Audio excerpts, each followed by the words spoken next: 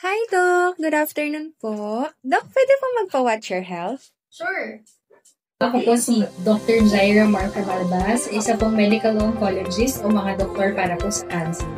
Doc, ano po ba ang lung cancer at paano po ito nabubuo?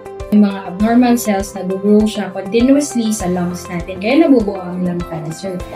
Doc, ano po ang mga sintomas o palatandaan na posibleng may lung cancer?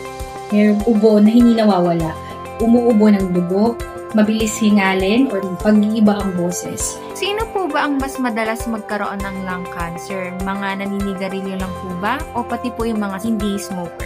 According to the WHO, around 80% of patients who has lung cancer are smokers. But also, meron ding mga pasyente, hindi sila smoker. Doc, totoo po ba na mas mababa ang chance ng mga nag-vape na magkaroon ng lung cancer kaysa po sa mga tradisyonal na naninigarilyo?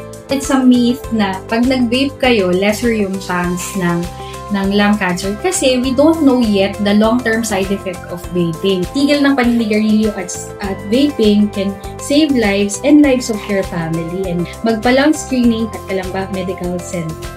Salamat! Watch your health! Gabay sa kalusugan, hatid ng mga eksperto.